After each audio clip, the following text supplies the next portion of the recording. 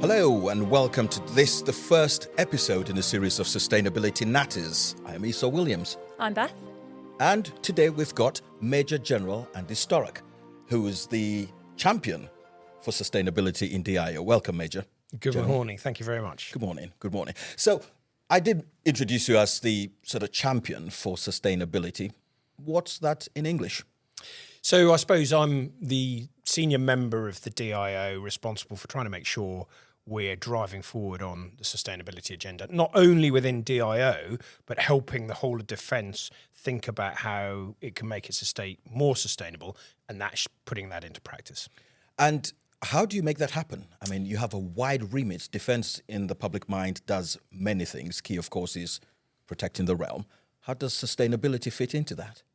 So I think there's a number of different ways of looking at levels, but if you start at the highest level, of course, defence is part of government. And so we have to comply and we need to lead by example in terms of advancing government policy. So that's sort of a clear part of the Department of State role. I think secondly, there's a really important point about, as an organisation in today's talent market, if you're not showing your sustainability credentials really well, then you won't attract in the generation of young talent that we really need. So there's a bit about looking after ourselves and showing our credentials in that market space. But then, of course, there's an important point about delivering operational capability. And if we're not adapting the way we work and operate in defence to the sustainability challenges in a climate change world, we will lose our operational advantage. So there's a really hard business edge to why this is important as well. Exactly. And I'm just thinking, I mean, how do you, and to boil it down to its sort of most basic and simplistic form, how do you fight a war sustainably? Well, so I think there's some big questions in that, and to some extent I'm quite fortunate in that that's not a DIO's responsibility. So we're not here to try and make sure we can deliver tanks that have zero tailpipe emissions. But actually, the estate is a really important part of defence's footprints in carbon footprint terms. And in other sustainability areas. And it's an area in which the technologies are really quite mature. So it's a problem that we can work on and solve. And it's really important that the estate plays its part in order that those harder to solve problems that sit elsewhere in defence can follow on. So we sort of need to lead in the estate and infrastructure by example. And how do we do that? What sort of steps are we taking? So, I mean, at the moment, there's, I think, quite a lot of enthusiasm out there across the infrastructure function, be that at establishment level or in TLB headquarters or within the DIO to do things. But at the moment, it's not as coordinated as it might be. So you have lots of great initiatives, lots of small things happening, but I'm not sure yet that they add up to a greater than the sum of their parts. And I think if we're going to make the real advances across the whole of the estate that we need to find a way of coordinating that energy and effort and putting it into the things that are going to deliver the most effect as quickly as possible. And in your point of view, how do we do that?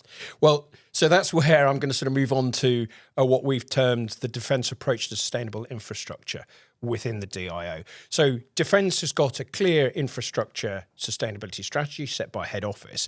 And the question is then, how do you turn that into practice? And what we've done with the defence approach to sustainable infrastructure, or you might hear it referred to as DASSI, a useful acronym, is trying to provide a prioritisation and a guideline. So we've identified that one of the key areas that's important for us is our ability for our estate and our infrastructure to operate in a climate change world. We need to focus effort on making sure that we can work in higher temperatures, in our estate continues to operate when there are more storms happening, when there's more likely to flood. So that's an area that hasn't been focused on much in the conversation and we're trying to bring to the fore. So climate adaptation is really important. Secondly, we know that energy is a key part of the sustainability agenda and the energy transformation. And our operational outputs are highly dependent on energy. So what do we need to think about of energy resilience and energy security? The third area, then, decarbonisation. It's sometimes the thing that people leap to first, but it's a really important priority. But in decarbonisation, when you think about our estate, the electricity bit of it, lots of people are working really hard to make the electricity that we supply in the UK green. Nobody is going to change our heating. for us, so we have to do that ourselves. So decarbonisation of heat's a third big important agenda. Fourth agenda, water and water security. Without water, we're going to really struggle. And then finally, nature capital and all of the important looking after the environment.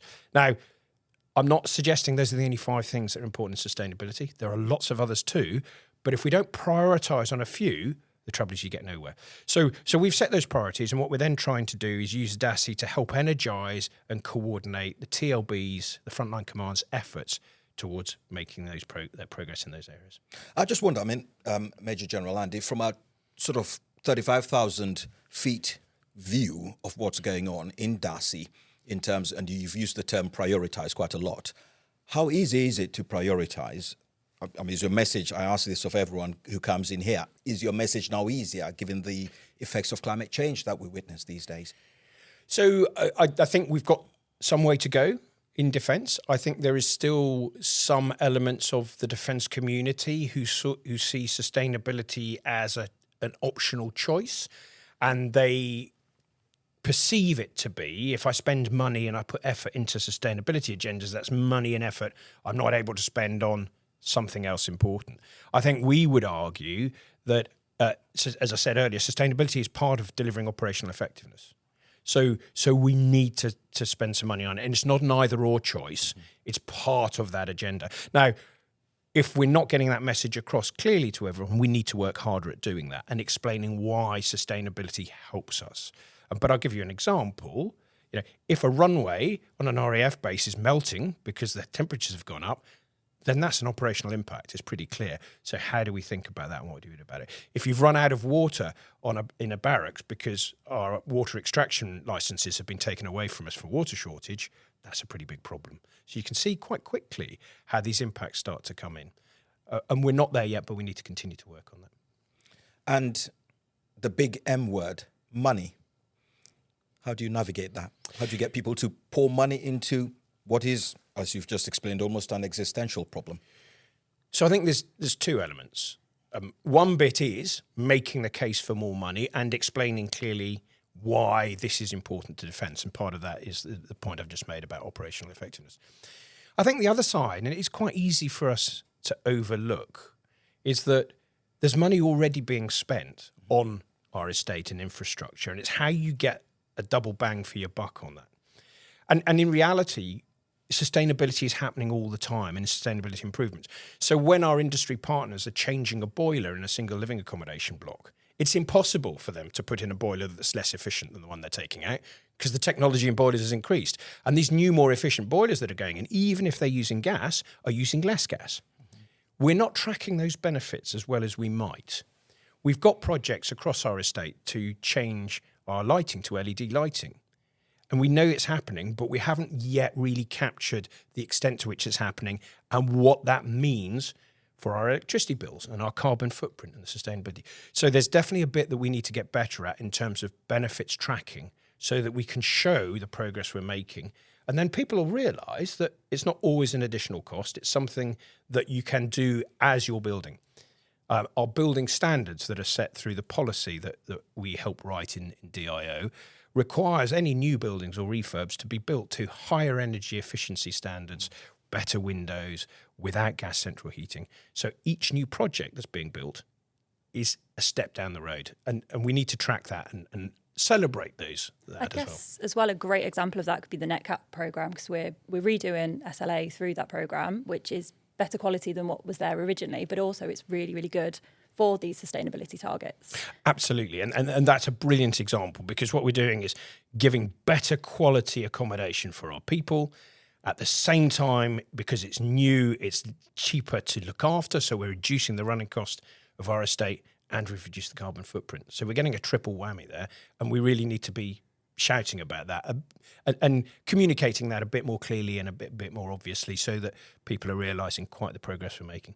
It also leads me actually neatly to a question to do with the fact that how do you then negotiate or have that discussion with suppliers, for example, who want to supply you stuff, for lack of a better term, but yet you've also got these new efficiencies that make some of their supplies less desirable. How are you able to get them to not be turkeys voting for early Christmases? So there's I may not be answering your question directly, but there's an interesting point in that you make, is how do we match our requirements to what industry is best capable and able to deliver? Because, of course, our industry partners are doing this for other people. We're not the only people in the UK construction and infrastructure sector who are wanting to make our estate more sustainable. So there is a question of how do we set our standards at a level that is easy to meet? And we might be tempted to say we want to be world leading. We want to have the most efficient buildings we possibly can. But if that's going to increase the cost of each individual building, we'll be able to convert fewer buildings to that very high standard. And that might overall mean we've done less. So I think we need to think carefully about what the standard is, make sure it's good enough that when we build a building now, we don't have to refurbish it in 2050 because it's not energy efficient enough. And set at a standard that our industry partners are used to building to, so that they're not having to add extra cost into their supply chains, which makes it more expensive and harder for us to argue the case. As sustainability champion defence-wide, what sort of challenges do you face, I wonder? So I think there is that challenge of prioritisation.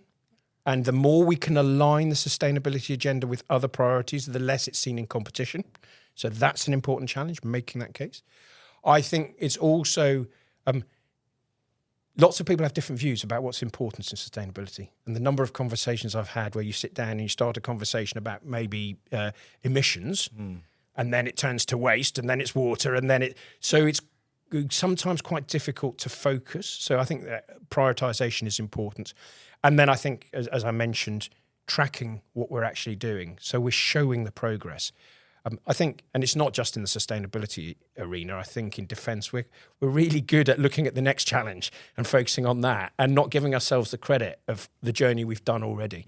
And a little bit more of that tracking and benefits realisation would be really helpful. And you said about the priorities, obviously, the priorities, like major priorities, safety, security are always really, really high up there. But how do we get sustainability in the eyes of the average person to be up there as well? So I think this is really interesting because lots of the average person in defence, I think lots of people are personally quite engaged in that discussion. And it comes back to the point I made earlier about if we're not good enough at this, then we'll start losing our reputation as far as workforce attraction goes. So it's not about an individual, it's about how you get the culture of the organisation to think it. And I think it's a problem that other organisations face too, and the way that most people try and tackle it is to align the sustainability agenda with their business outcomes. And for us, what are our business outcomes in defence? Well, it's delivering operational capability. Yeah, and you alluded to it again about getting the next generation of people in. And one way to do that is to kind of, I assume, to communicate how much we are doing and how much we value sustainability. So what do you think are the best ways that we can do that? So I think highlighting the successes. And there are small successes, there are medium successes, and there are big. And the really big projects, the ones that are going to make the step changes, inevitably take quite a lot of time to implement and produce. But they're really important. So they're the big boulders that are going to make the big difference.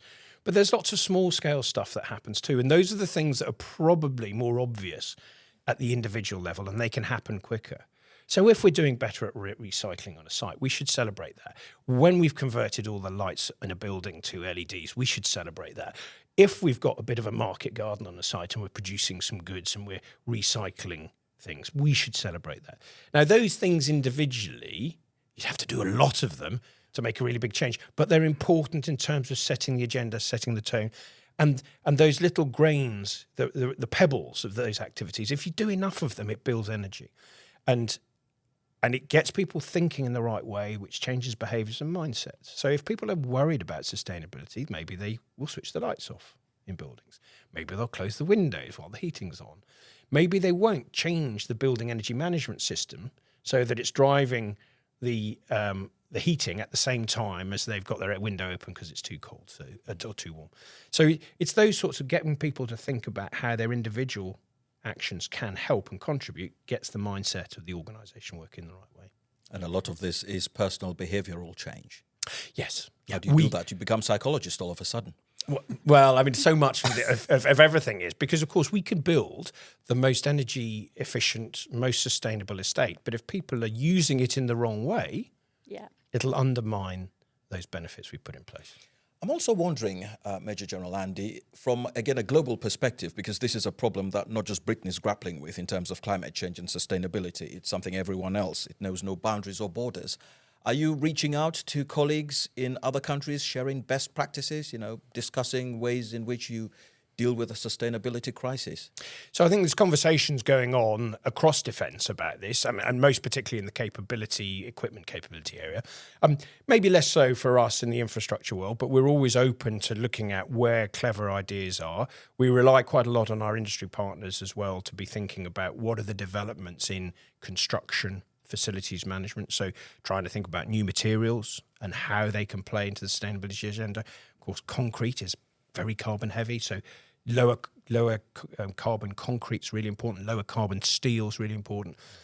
We are not going to drive that market in defence because we're not a big enough user, but we definitely want to be following on and making use of those things. And any good ideas that we find from our conversations with international military partners about what they're doing in this regard, we definitely will be adopting as well. And defence owns a lot of land, also a lot of accommodation on that land, structures. Are you, for lack of a better term, having to go in literally and just, not use the analogy of a wrecking ball, but pretty much rebuild from scratch almost all the structures we have because they've been outdated and maybe not carbon friendly? So it's not necessarily the case that everything needs to be knocked down and rebuilt.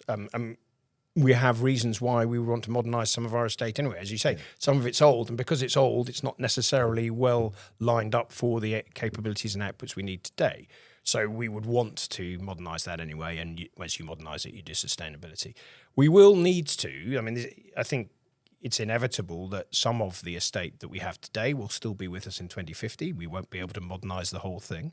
And so the thinking about what we do with that legacy estate and how we particularly move away from carbon heating on that legacy estate is quite important, because it isn't just a case of switching out a gas boiler or a district heating system and replacing it with an air source heat pump, because the buildings may not have the right energy efficiency. So the building fabric for those buildings will be quite important.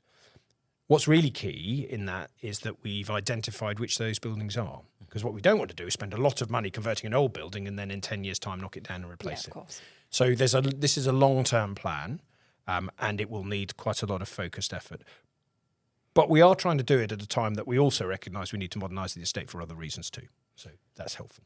I think one part of your messaging also, I'd be really interested in knowing, is how then do you measure, I know you talked earlier about we're not being good at singing our own praises about the good things we do, but how do you measure the successes of the projects? For example, so if you've built or refurbished certain housing and all of a sudden now the energy management system is saying you're saving, I don't know, £10,000 a month on heating, for example. Are you able to collate that data and put that data out there so people can actually see cause and effect? So that's definitely the point about the data is absolutely the heart of how we do benefits management, benefits realisation. We are working really hard alongside our sustainability agenda on digitising the infrastructure function as much as we can. And that involves collecting more data, better data on our estates and how the buildings are operating, and then using that and analysing it. And that's a journey we've got to go on as well, because a lot of our estate doesn't have metering. We don't have electric meters on every single building. So in some camps, the meter is at the front gate. And you know how much electricity the whole camp is using, but not which buildings are least efficient. So getting better data through changing our metering is important. The implementation of building energy management systems that are wired through Wi-Fi or that link through Wi-Fi to a central hub that's monitoring it helps with that regard. And what we need to be doing is constantly increasing our data and then using that data well. But there are really good technologies. When you have that data in place, there are great technologies about energy bureaus that can manage buildings remotely and making sure, identify where there are spikes in usage, identify where behaviours are helping, where they're not. And we definitely want to move to that sort of world. And I'm also quite curious to know, so a lot of the sort of modernization, in inverted commas, because it obviously includes older properties, but a lot of the do-ups of the new of the properties we have is based upon soldier feedback. How are you able to balance what soldiers want with what's sustainable? So we have the Joint Service Publication 850, JSP 850, is our policy document for infrastructure. And within that, there are building standards that we set. Now, the building standards cover a whole load of things, but part of the building standards cover things like energy efficiency, the types of windows we should be putting in, the sorts of energy efficiencies the building should be having, the space and volumes of those buildings. So while soldiers, of course, and sailors and airmen have a view and we listen to them, we're not going to be starting to build them massive palaces to live in. There's a reality about how these palaces. So we have, through those policies and building standards, ways of making sure that we are building to the right amount. And we're, of course, looking at those building standards all the time and tuning them, because I made the point earlier, if we don't want to be ahead of what industry can do, if we're setting a standard that our industry partners can't build to, that causes a problem. But equally, we don't want to have a standard that's 5 years old, which could have been modernised and could be better. So we'll be constantly looking at those and using those standards to help make sure, as we're driving these buildings forward, as we're doing the modernisation, it's being done to the right standard. And moving away from infrastructure, obviously we've got lots of sustainability priorities, one of which is biodiversity across the estate. We see it in the news, comes out that actually military training areas can be great for biodiversity. We've got red squirrels in Kakubri are increasing, and abroad we've got, I think it's in Belize and Brunei, we're having really, really positive things. How important is it that we are looking after the biodiversity as well on the estate? So really important. And by the way, we're really good at it. You know, we have a really good track record of stewardship of our estate. And you've mentioned the training estate. There are bits of the training estate that UK MAD manages here in the UK and overseas that, because it's military training estate, just isn't trafficked by the wider population in the same way. And that leaves an opportunity for nature to have its space. And then we are really good stewards of that afterwards. So it's really important, partly because of the importance of nature and sustainability and government policy, but also it allows us a license to operate. If we were not looking after our estate appropriately and properly, very quickly the public and the government around about would start to say, hang on a minute, you're not doing the right thing on Salisbury Plain or Otterburn, and we're going to start restricting your ability to train there. And once our training starts to be restricted, that immediately has an impact on operational effect.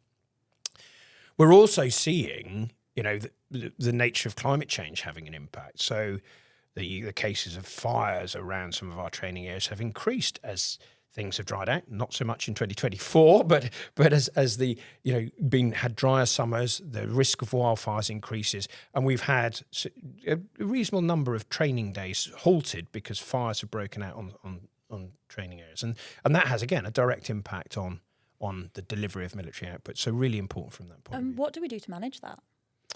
Fires and wildfire. So we're looking all the time at what can be done. I mean, there's a limit to we can't change the temperature. So we need to think then about how are we managing the land and the estate in order that, should fires break out, the risk of that spreading dramatically is reduced. We think about the impact of those wildfires and how they're managed on the estate. And we have a really great team in DIO, the overseas and training team, who are responsible for that. And then through our industry partners, Landmark, who do the work on the ground. We have a whole load of expertise there.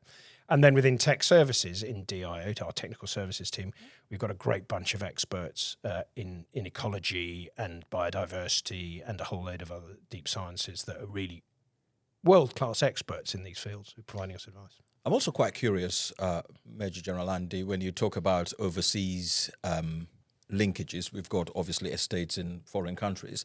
What's the reception you get there when you want to build, say, a structure that's sustainable or that's, you know, much more climate change friendly?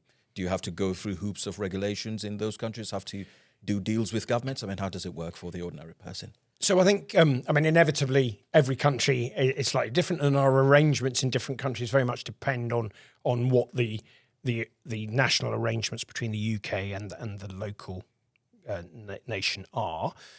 We always have a policy of trying to apply either the local standard or the UK standard, whichever is the higher or the most demanding in that particular aspect. So we would never be turning around to a country and say, we're going to build something for us that is lower than your national standard. But there are, I think the point you make is that there are different attitudes to sustainability in different parts of the world. I'm not yet aware of anyone turning around and saying, don't build a more sustainable building on our country, please. So that hasn't been a problem. I think where we do have, where we may have some things we need to think about in our sustainability agenda is in some of the places we have bases, we draw our power from the local power network.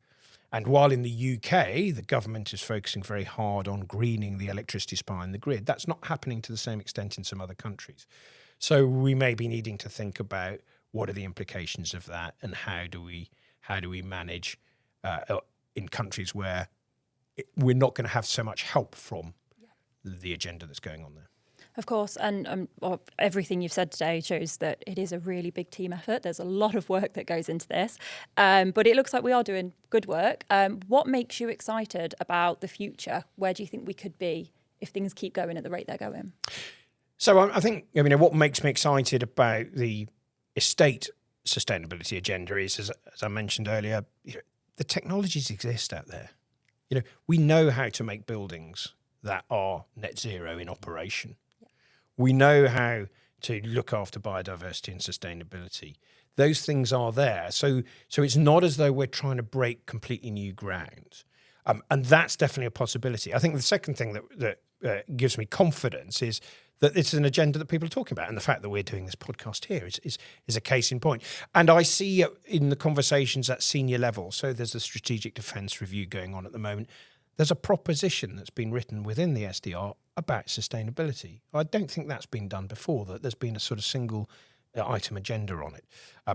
And so that, is the really positive signs that it's there. And there's the drive from the senior levels to recognise that sustainability is a really important part of what defence needs to do, not as a hindrance to delivering operational effectiveness, but as part of delivering operational effectiveness. And that's the key. So thank you very much, Andy, for joining us. Lots more work ahead, lots of positive things to come. And that's it from the podcast. We're back next time.